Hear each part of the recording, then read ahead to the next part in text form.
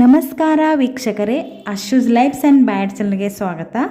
ಇವತ್ತು ನಾನು ತುಂಬಾ ಸ್ಪೆಷಲ್ ಮತ್ತು ಟೇಸ್ಟಿಯಾಗಿರುವ ದಮ್ ಆಲೂ ರೆಸಿಪಿ ಮಾಡಿ ತೋರಿಸ್ತಾ ಇದ್ದೀನಿ. ಇದನ್ನು ಚಿಕ್ಕ ಮಕ್ಕಳು ಕೂಡ ತುಂಬಾ ಇಷ್ಟಪಟ್ಟು ತಿಂತಾರೆ. ತುಂಬಾ ಈಸಿಯಾಗಿ ಮಾಡಬಹುದು. ಬನ್ನಿ ಯಾವ ರೀತಿ ಮಾಡ್ಕೋದಂತ ನೋಡ್ಕೊಣ.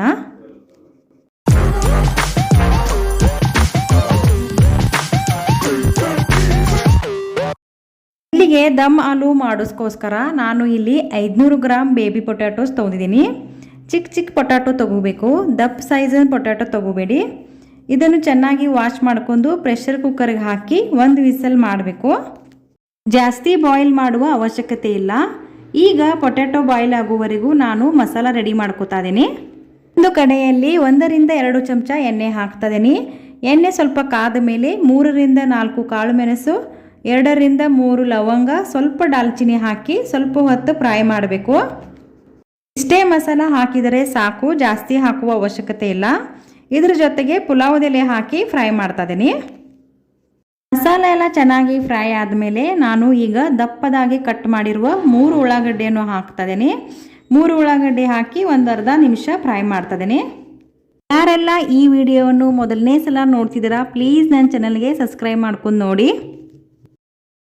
ಒಂದು ಅರ್ಧ ನಿಮಿಷ ಉಳ್ಳಾಗಡ್ಡಿ ಫ್ರೈ ಆದಮೇಲೆ 9 ರಿಂದ 10 ಗೋಡಂಬಿ, 2 ದಪ್ಪದಾಗಿ ಕಟ್ ಮಾಡಿರುವ ಟೊಮೆಟೊ ಮತ್ತು 6 ರಿಂದ 7 ಬೆಳ್ಳುಳ್ಳಿ ಹೆಸಳು, ಒಂದು ಅರ್ಧ ಇಂಚ್ ಹಸಿ ಶುಂಠಿ ಹಾಕಿ ಚೆನ್ನಾಗಿ ಫ್ರೈ ಮಾಡ್ತಾ ಇದ್ದೀನಿ. ಉಳ್ಳಾಗಡ್ಡಿ ಟೊಮೆಟೊ ಎಲ್ಲ ಸ್ವಲ್ಪ ಕಲರ್ ಚೇಂಜ್ ಆಗುವವರೆಗೂ ಫ್ರೈ ಮಾಡಬೇಕು. ಉಳ್ಳಾಗಡ್ಡಿ ಟೊಮೆಟೊ ಎಲ್ಲ ಫ್ರೈ ಆಗೋಕ್ಕೆ 3 ರಿಂದ 4 ನಿಮಿಷ ಸಾಕು. ಉಳ್ಳಾಗಡ್ಡಿ ಟೊಮೆಟೊ ಎಲ್ಲ ಈ ಥರ ಕಲರ್ ಚೇಂಜ್ ಆಗುವವರೆಗೂ ಫ್ರೈ ಮಾಡಬೇಕು, ಅಂದರೆ ಗ್ರೇವಿ ಚೆನ್ನಾಗಿ ಆಗುತ್ತೆ. ಈಗ ನೋಡಿ ಕಲರ್ ಎಲ್ಲ ಚೇಂಜ್ ಆಗಿದೆ. ಈಗ ಗ್ಯಾಸ್ ಆಫ್ ಮಾಡಿ ತಣ್ಣಗಾಕಿಬಿಡ್ತಾ ಇದ್ದೀನಿ. ಇದೆಲ್ಲ ತಣ್ಣಗಾಗುವವರೆಗೂ ಪೊಟ್ಯಾಟೊ ಬಾಯ್ಲ್ ಆಗಿದೆ. ಈಗ ಕುಕ್ಕರ್ದು ಪ್ರೆಷರ್ ರಿಲೀಸ್ ಆದಮೇಲೆ ಲಿಡ್ ಓಪನ್ ಮಾಡಿ ಪೊಟ್ಯಾಟೊ ಸ್ವಲ್ಪ ತಣ್ಣಗಾದ ಮೇಲೆ ಇದರ ಮೇಲ್ಗಡೆ ಸಿಪ್ಪೆ ಎಲ್ಲ ತೆಗಿಬೇಕು. ನೋಡಿ ಈ ಥರ ಸಿಪ್ಪೆ ಎಲ್ಲ ತೆಗೆದಿಟ್ಕೊಂಡಿದ್ದೀನಿ ನಾನು. ಈಗ ಒಂದು ಕಡೆಯಲ್ಲಿ 1 ರಿಂದ 2 ಚಮಚ ಎಣ್ಣೆ ಹಾಕಬೇಕು. ಎಣ್ಣೆ ಸ್ವಲ್ಪ ಕಾದ ಮೇಲೆ ಸಿಪ್ಪೆ ತೆಗೆದಿರುವ ಪೊಟ್ಯಾಟೋಸನ್ನು ಹಾಕ್ತಾ ಇದ್ದೀನಿ. ಅದರ ಜೊತೆಗೆ ಸ್ವಲ್ಪ ಖಾರದ ಪುಡಿ ಮತ್ತು ರುಚಿಗೆ ತಕ್ಕಷ್ಟು ಉಪ್ಪು ಹಾಕಿ ಚೆನ್ನಾಗಿ 1 ನಿಮಿಷ ಫ್ರೈ ಮಾಡಬೇಕು. ನಾನು ಇಲ್ಲಿ 1 ಚಮಚ ಖಾರದ ಪುಡಿ ಹಾಕಿದ್ದೀನಿ. ಮಸಾಲೆ ಎಲ್ಲ ಪೊಟ್ಯಾಟೋಸ್ಗೆ ಚೆನ್ನಾಗಿ ಸ್ಟಿಕ್ ಆಗಬೇಕು. ನೋಡಿ ಈ ಮಸಾಲೆ ಎಲ್ಲ ಪೊಟ್ಯಾಟೋಸ್ಗೆ ಚೆನ್ನಾಗಿ ಸ್ಟಿಕ್ ಆಗಿದೆ. ಈಗ ನಾನು ಗ್ಯಾಸ್ ಆಫ್ ಮಾಡಿ ಪೊಟ್ಯಾಟೋಸನ್ನು ಒಂದು ಪ್ಲೇಟಿಗೆ ತಕ್ಕೋತಾ ಇದ್ದೀನಿ.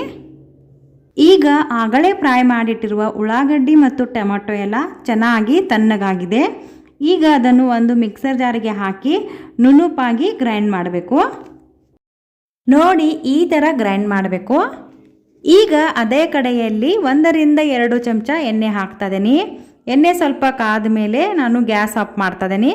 ಗ್ಯಾಸ್ ಆಫ್ ಮಾಡಿ 2 ಚಮಚ ಖಾರದ ಪುಡಿ ಹಾಕಿ ಚೆನ್ನಾಗಿ ಮಿಕ್ಸ್ ಮಾಡಬೇಕು.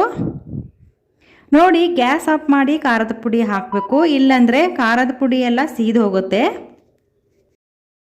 ಮತ್ತು ಈ ರೀತಿ ಎಣ್ಣೆಯಲ್ಲಿ ಖಾರದ ಪುಡಿ ಹಾಕೋದರಿಂದ ಕರಿಗೆ ಕಲರ್ ಕೂಡ ತುಂಬಾ ಚೆನ್ನಾಗಿ ಬರುತ್ತೆ. ಈಗ ಆಗಲೇ ಗ್ರೈಂಡ್ ಮಾಡಿರುವ ಆನಿಯನ್ ಟೊಮೆಟೊ ಪೇಸ್ಟನ್ನು ಇದರಲ್ಲಿ ಹಾಕಿ ಚೆನ್ನಾಗಿ ಮಿಕ್ಸ್ ಮಾಡಬೇಕು. ಒಂದು ಅರ್ಧ ನಿಮಿಷ ಚೆನ್ನಾಗಿ ಫ್ರೈ ಆದಮೇಲೆ ಈಗ ಅದಕ್ಕೆ ಒಂದು ಅರ್ಧ ಚಮಚ ಅರಿಶಿನ ಪೌಡರ್, 1 ಚಮಚ ಧನಿಯಾ ಪೌಡರ್, ಒಂದು ಅರ್ಧ ಚಮಚ ಗರಂ ಮಸಾಲ ಹಾಕಿ ಚೆನ್ನಾಗಿ ಮಿಕ್ಸ್ ಮಾಡಬೇಕು. ನೋಡಿ ಮಸಾಲ ಎಲ್ಲ ಚೆನ್ನಾಗಿ ಮಿಕ್ಸ್ ಆಗಿದೆ ಮತ್ತು ಗ್ಯಾಸನ್ನು ಲೋ ಫ್ಲೇಮಲ್ಲೇ ಇಡಬೇಕು. ಈ ಮಸಾಲೆ ಎಲ್ಲ ಹೊತ್ತಬಾರ್ದಂತ ನಾನು ಒಂದು ಅರ್ಧ ಕಪ್ ನೀರು ಹಾಕಿ ಚೆನ್ನಾಗಿ ಮಿಕ್ಸ್ ಮಾಡ್ತಿದ್ದೀನಿ. ಈ ರೀತಿ ಮಾಡುವುದರಿಂದ ಗ್ರೇವಿಗೆ ಟೇಸ್ಟ್ ತುಂಬಾ ಚೆನ್ನಾಗಿ ಬರುತ್ತೆ. ಒಂದು ಅರ್ಧ ಕಪ್ ನೀರು ಹಾಕಿ ಚೆನ್ನಾಗಿ ಫ್ರೈ ಮಾಡಬೇಕು. ಮಸಾಲೆ ಎಲ್ಲ ಎಣ್ಣೆ ಬಿಡುವವರೆಗೂ ಫ್ರೈ ಮಾಡಬೇಕು. ನೋಡಿ ಗ್ರೇವಿಗೆ ಎಷ್ಟು ಚೆನ್ನಾಗಿ ಕಲರ್ ಬಂದಿದೆ. ಈಗ ನಾನು 1 ಚಮಚ ತುಪ್ಪ ಹಾಕ್ತಾ ಇದ್ದೀನಿ. ತುಪ್ಪ ಹಾಕೋದರಿಂದ ಗ್ರೇವಿಗೆ ಟೆಕ್ಸ್ಚರ್ ತುಂಬಾ ಚೆನ್ನಾಗಿ ಬರುತ್ತೆ ಮತ್ತು ಗ್ರೇವಿಗೆ ಟೇಸ್ಟ್ ಕೂಡ ಸೂಪರ್ ಆಗಿ ಬರುತ್ತೆ. ನೋಡಿ ಗ್ರೇವಿ ಈಗ ಚೆನ್ನಾಗಿ ಎಣ್ಣೆ ಬಿಟ್ಕೊಂಡಿದೆ. ಈಗ ನಾನು ಮಿಕ್ಸರ್ ಜಾರ್ಗೆ 1 ಕಪ್ ನೀರು ಹಾಕಿ ಗ್ರೇವಿಗೆ ಹಾಕ್ತಾ ಇದ್ದೀನಿ. ಈ ಥರ ಒಂದು ಕುದಿ ಬಂದ ಮೇಲೆ ಆಗಲೇ ಫ್ರೈ ಮಾಡಿಟ್ಟಿರುವ ಬೇಬಿ ಪೊಟ್ಯಾಟೋಸನ್ನು ಇದರಲ್ಲಿ ಹಾಕ್ತಾ ಇದ್ದೀನಿ. ಬೇಬಿ ಪೊಟ್ಯಾಟೊ ಇದರಲ್ಲಿ ಹಾಕಿ ಒಂದ್ಸಲ ಚೆನ್ನಾಗಿ ಮಿಕ್ಸ್ ಮಾಡಬೇಕು. ಈಗ ಪೊಟ್ಯಾಟೋಸ್ ಎಲ್ಲ ಮಸಾಲೆ ಜೊತೆ ಚೆನ್ನಾಗಿ ಮಿಕ್ಸ್ ಆಗಿದೆ. ನೋಡಿ ಗ್ರೇವಿ ಸ್ವಲ್ಪ ಗಟ್ಟಿ ಅನ್ನಿಸ್ತದೆ, ಅದಕ್ಕೆ ನಾನು ಇನ್ನೊಂದು ಅರ್ಧ ಕಪ್ ನೀರು ಹಾಕಿ ಚೆನ್ನಾಗಿ ಮಿಕ್ಸ್ ಮಾಡ್ತಾ ಇದ್ದೀನಿ. ಇದೆಲ್ಲ ಚೆನ್ನಾಗಿ ಮಿಕ್ಸ್ ಆದಮೇಲೆ ರುಚಿಗೆ ತಕ್ಕಷ್ಟು ಉಪ್ಪು ಹಾಕ್ತಾ ಇದ್ದೀನಿ. ಉಪ್ಪು ಹಾಕಿದ ಮೇಲೆ ಕಸೂರಿ ಮೇಥಿಯನ್ನು ಸ್ವಲ್ಪ ಬಿಸಿ ಮಾಡಿ ಈ ರೀತಿ ಕ್ರಷ್ ಮಾಡಿ ಹಾಕಬೇಕು.